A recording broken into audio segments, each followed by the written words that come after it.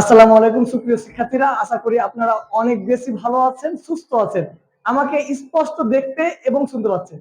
আজকে আমি এই যে তার বানানে চন্দ্রবিন্দু কোথায় হবে এবং কোথায় হবে না, খায়ে রস্বই কোথায় হবে এবং কোথায় উৎস হবে, সেই বিষয়টা নিয়ে আলোচনা করতে চাই।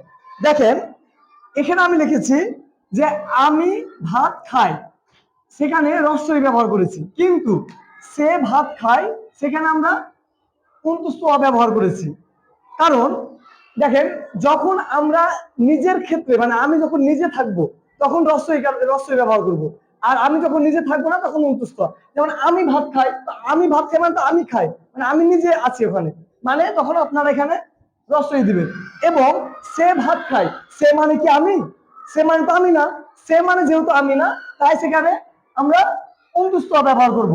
ঠিক তেমনি আমি একটি আম কুড়িয়ে পাই, এই যে পাই বানানো কি দিবেন বলেন তো? রস্বই, কারণ আমি নিজে আছি এখানে। আর সে আম কুড়িয়ে পাই, সে মানে তো আমি না, তাহলে অবশ্যই কি উষ্ণস্ত ব্যবহার করবো। এবং সে ঠিক তবে আমরা ফুটবল খেলতে যাই, ফুটবল খেলতে যাই, আমরা ফুটবল খেলতে যাই, আমরা তো আমি আছি, যেহেতু আমরাতে আমি আছি, তাই এখানে আমরা রস্বই ব্যবহার করবো। এবং তারা ফুটবল খেলতে যায়, তো তারা তো আমি নাই, মানে আমি ছাড়া, তাহলে সেখানে উনত্রিশ ব্যবহার করবো। এখন দেখেন, তার বিষয়ে যে আপনাদের কনফিউজ, সেটা দূর করে দিব। এখানে কোনটাতে আপনি চন্দ্রবিন্দু দিবেন এবং কোনটাতে চন্দ্রবিন্দু দিবেন না। তার নাম কাজী নজরুল ইসলাম। এখন দেখেন শিক্ষার্থীরা, কাজী নজরুল ইসলাম তিনি বাংলাদেশের জাতীয় কবি।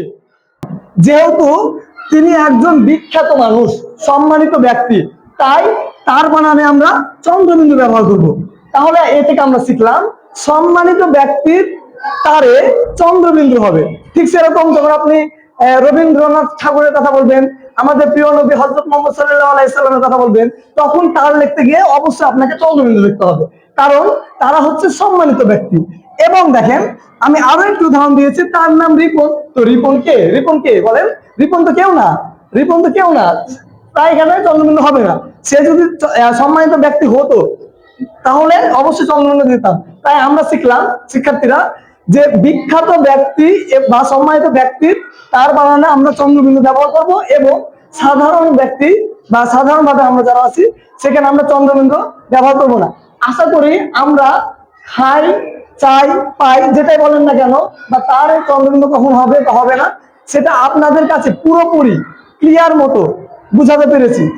আজকে এই পর্যন্ত, দেখা হবে নেক্সট কোনো ভিডিওতে। সবাই ভালো থাকবেন, সুস্থ থাকবেন। আল্লাহ হাফেজ, আসসালামু আলাইকুম।